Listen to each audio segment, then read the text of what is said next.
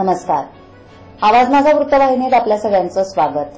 वळूयाच्या काही ठळक घडामोडींकडे. ठाणे पालिकेत राष्ट्रगीताचा अवमान, काँग्रेस राष्ट्रवादीच्या नगरसेवकांचं निलंबन, ठाणे आरटीओमध्ये वाहन चालकांच्या रांगा आणि आसनगाव रेल्वे स्थानकावर गोदान मेलनं 4 महिलांना चिरडलं.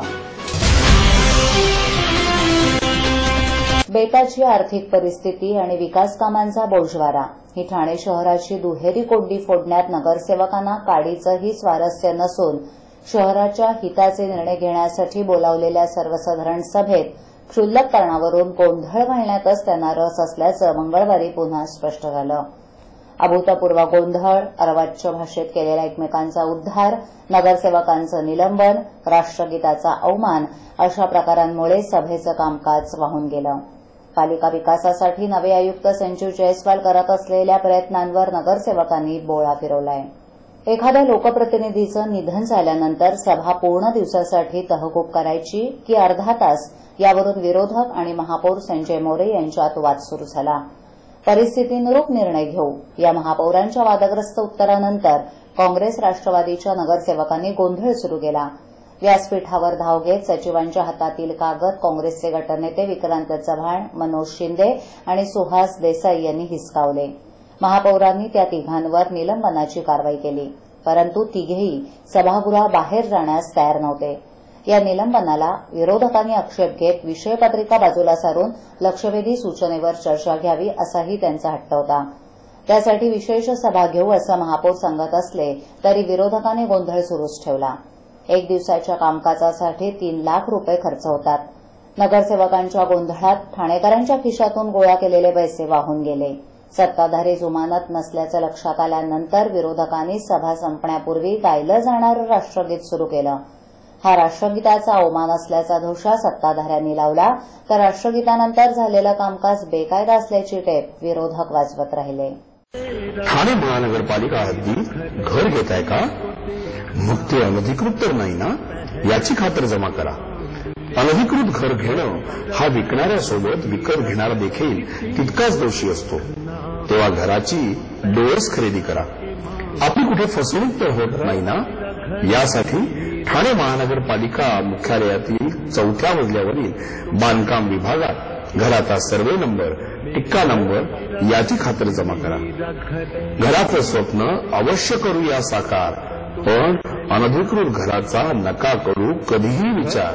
अधिकृत घर म्हणजे उद्याची देखील निश्चिंती. अनधिकृत घराचे दार म्हणजे डोक्यावर कधीही तोडण्याची टांगती तलवार. जगणं तुमचं होऊ दे सुरेल गाणं, स्वच्छ सुंदर आणि अधिकृत घरांचं हजरं ठाणं. ठाणे महापालिकेतर्फे जनहितार्थ प्रसारित.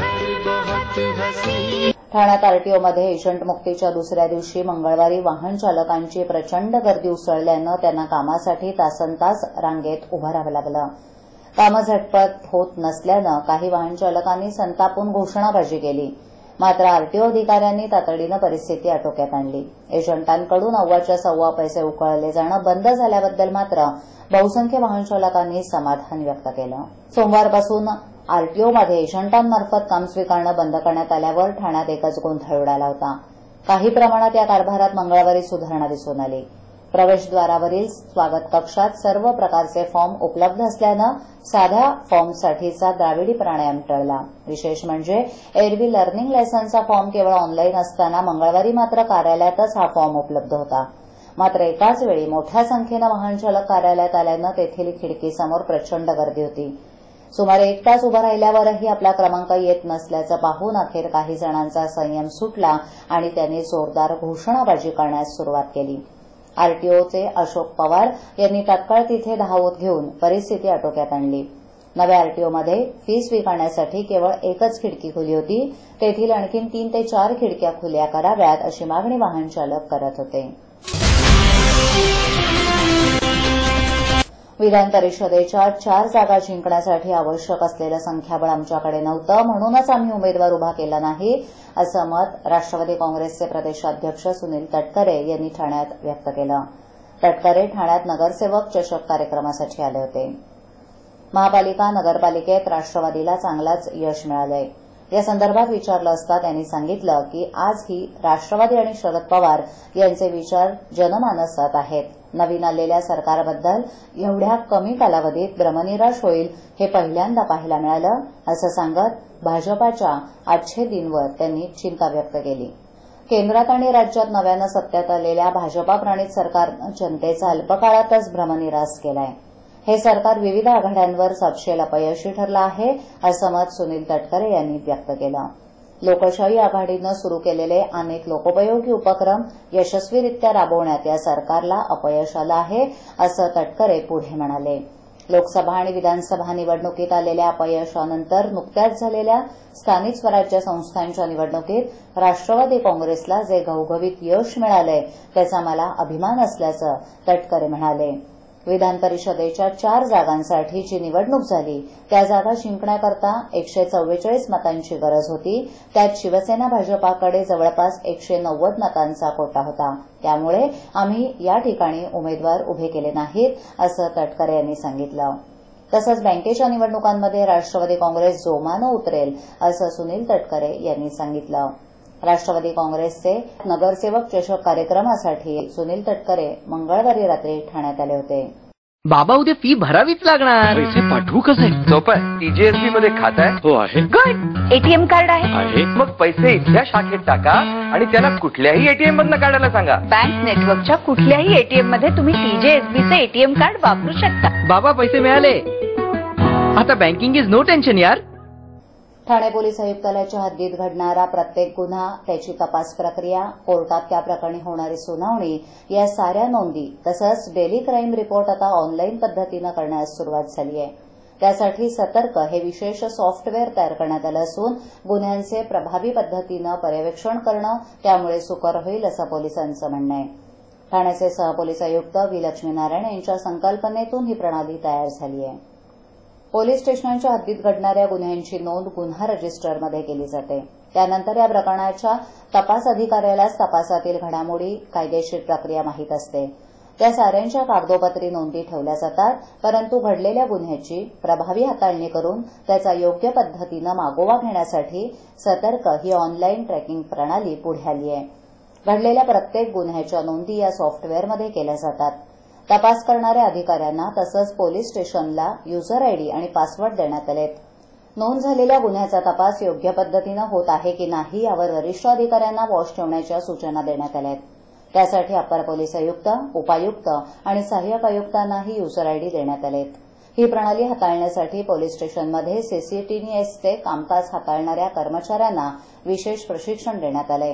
घडलेले गुन्हे आणि त्याची उकल करण्यात आलेलं यश अपयश हेही एका क्लिकसरशी कळणार आहे. त्यामुळे तपासी अधिकाऱ्यांची जबाबदारी अप्रत्यक्षरित्या वाढेल. त्यातून गुन्ह्यांच्या तपासाला चालना मिळेल, अशी आशा वरिष्ठ पोलीस अधिकाऱ्यांनी व्यक्त केली आहे.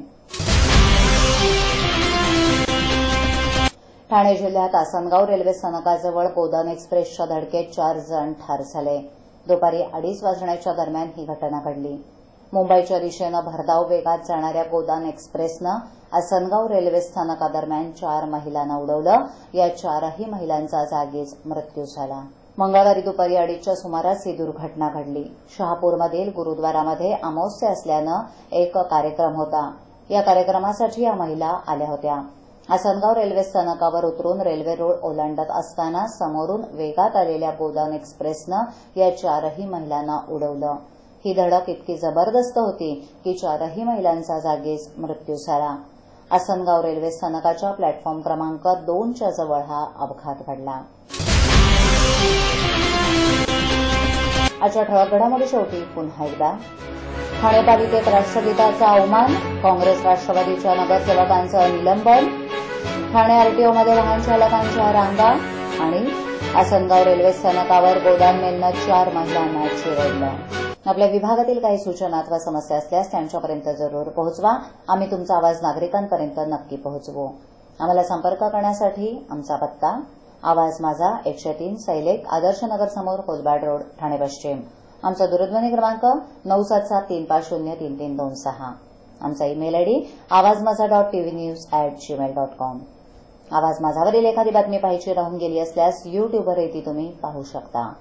तर मग उद्या पुन्हा भेटू याच वेळी याच ठिकाणी काही नवीन घडामोडींसह आवाज माझा वृत्तवाहिनीत. तोपर्यंत नमस्कार.